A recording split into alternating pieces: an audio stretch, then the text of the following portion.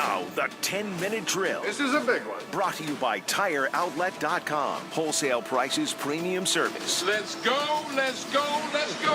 Hit it.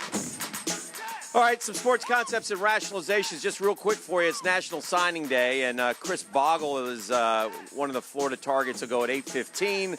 Mark Anthony Richards, an athlete, will go at 12:15. Kaiir Elam, 1:30. Charles Moore, to be determined. Those are the four that Florida's looking at. FSU's looking at Alante Brown, a kid named Ira Henry's an offensive lineman. A lot of offensive linemen. Kamar Bell.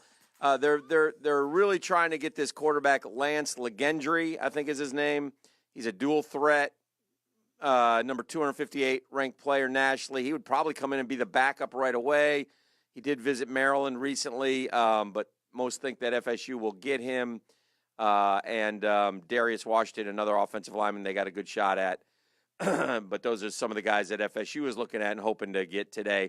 It's become such, in terms of a national signing day, like Georgia's not even doing a press conference because I think they're pretty much locked and loaded with their top 5 class. So it is what it is. But there are a lot of local athletes in these parts who are signing scholarships today. So congratulations to all of them.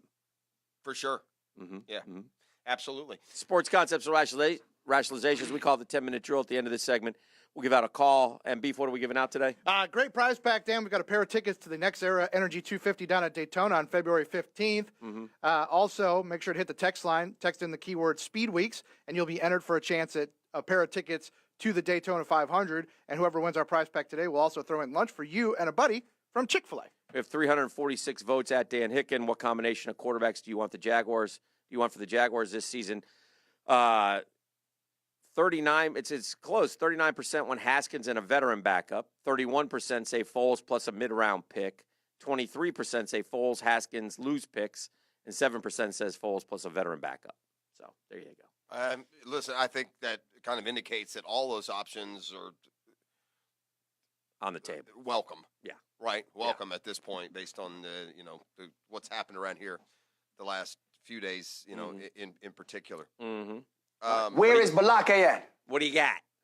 Well, we got a variety of places that we can start. Sure, we do. But I'm gonna start in the NBA because the trade deadline is tomorrow, and there's some big names. There was a big name on the move yesterday. Tobias Harris goes to Philly. That makes the Sixers suddenly a little bit more intriguing as one of the favorites in the Eastern Conference. But my question is more about this Lakers-Pelicans deal that may or may not happen. Yeah. By the way, I don't agree, and I'm not an NBA expert, but this headline, how the Tobias Harris trade shakes up the NBA. Well, it could My answer would be not very much. I'm shaken up by it. Could matter in the East. I could go from having no chance to win to winning. Mm-hmm. Winning. If I'm New Orleans, yes. Anthony Davis is not playing again for me. I'm sending him home. And whether I can trade him before the deadline. Until the deadline or ever? Forever. He's not going to play here. I'm trading him in the offseason if I don't trade him before tomorrow. Uh-huh. And I'm not going to send him out there and watch him get hurt and get nothing for him. So you've made your, opinion well known. You don't want to play here. That's fine. Take the rest of the year off, and we'll tell you when the deal goes down. Would you be opposed to that strategy? I got to think that through. I haven't really thought of that. But if he is, I still want him at the games and sitting on the bench. Well, I don't know. I don't know if I want that. Why? He's a terrible, terrible, terrible distraction. Yeah. He's killed. By the way, Drew Holiday stayed with the New Orleans because of. Anthony Davis is getting a pass here on a very selfish thing to do. Well, why is he allowed to do it and nobody else is? He's got 2 years, Dan. Yeah. Charles was right. Everybody got on Charles Barkley. This is collusion. Anthony Davis's agent is LeBron's agent. Well, they want him to go to L.A. Yeah, but I don't buy that from this standpoint. There's agents that have lots of clients. Every time they can't have 2 clients on the same team. Not when you try to force a trade. It would be collusion if he was the GM's agent. Not when you try to force a trade. Not when you try to sit there and go, "Hey, wait a minute." Collusion. I don't know what that is. It's doesn't seem like it's right. Doesn't seem like it's right. It doesn't seem like it's right because a veteran player who makes a lot of money is forcing a trade and quitting on his team. But he's the latest in the long, KD, LeBron himself has done it. KD left. These guys didn't know. They left as free agents. They didn't stop. Well, I understand, but they still left their team and went elsewhere. But here's the thing with Davis. He's got a whole other year, though. That's the difference to me.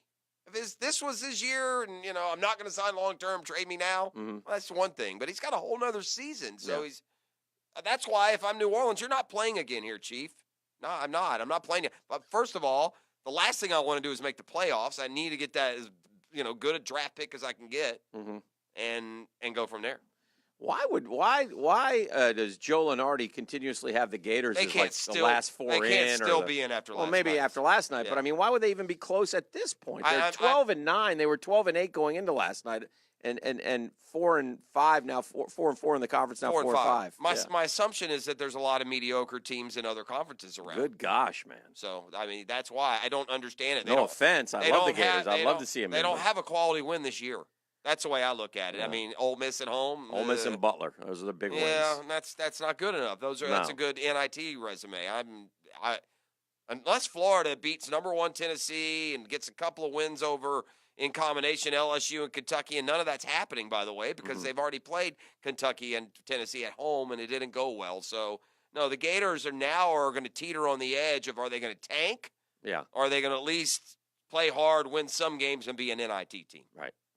That's what it seems like to me. Well, the schedule finally let up a little bit after the Tennessee game, so we'll see how it goes.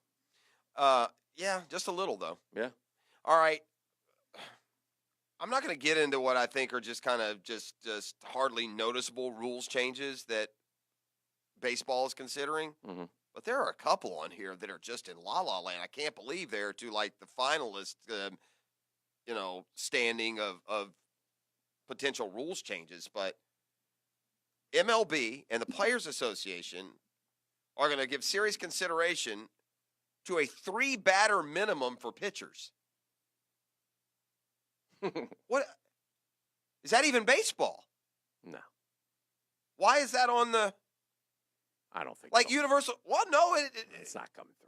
Well, it may not come through, but it's to a point a lot further than you would have ever thought it was. I've come around on the DH. I'm ready for the DH. And again, that makes sense. So even if you're against it, you at least understand it. A 20-second pitch clock makes sense. Expanding the rosters to 20-second pitch clock. I thought we've already instituted it. I don't understand that whole thing. And by the way, if you're going to institute the 20-second pitch clock, are you going to keep it in the playoffs? Because when we watch the playoffs, that's where they take like a minute and a half between pitches. So I would be curious to see how that works. They experimented with that pitch clock in spring training last year. But no, we haven't seen that in regular season. Yeah.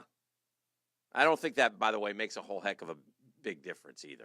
Well, that's the 3-pitch minimum. That's the 3-batter minimum. That's the notion behind that, too, is to keep the game sped up. Yeah. Because it is to the point where, especially late in the year when you got the expanded rosters, and you get to the 7th inning, man, and they throw, 5, 6, 7 pitchers over the last 3 innings. I think that's the big. I mean, listen, the baseball fan understands the game is not a hour and a half game.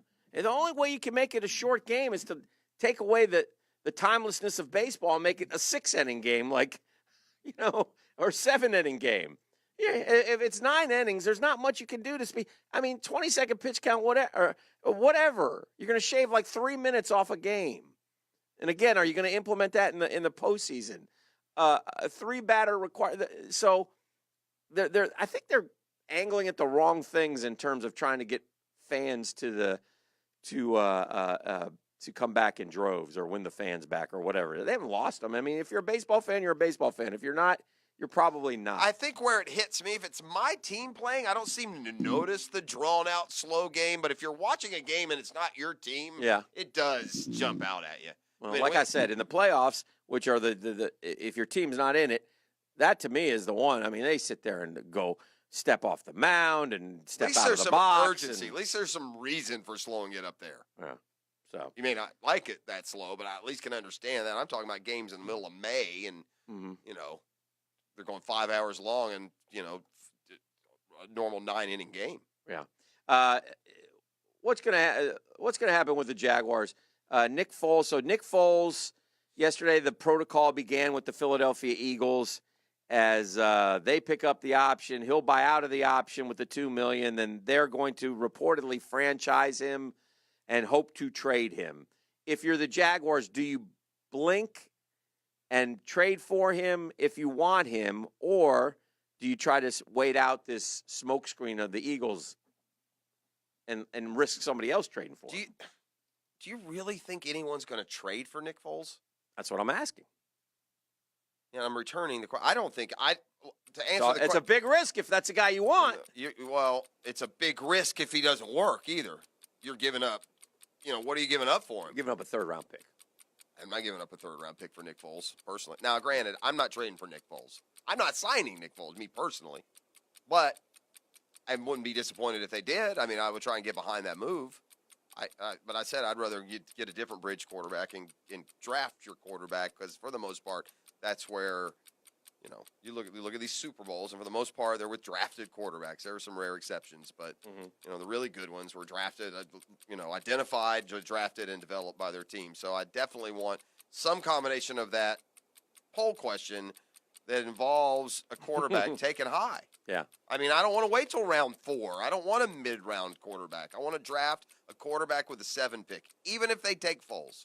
I've changed my mind because first of all, if things go according to plan, you're not going to be picking in the top 10 again for a while. So you're not going to have a chance of your pick among the litter of quarterbacks. All right, let's do caller number 4 right now. And speaking of the draft, let's come back and we'll do a quick little mock draft. You'll do one, I'll do the other. We'll do one under the assumption we have Foles and one under the assumption that we don't have Foles. Yeah, there's see how it goes. Like right? a website where you can do that. Or so that's coming up next right here on the drill. Caller number, what did I say? 4.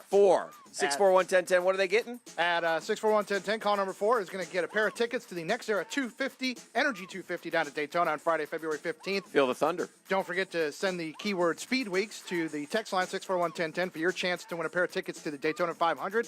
Tickets available at Daytona500.com, and we'll send today's winner with a buddy for lunch at Chick-fil-A as well.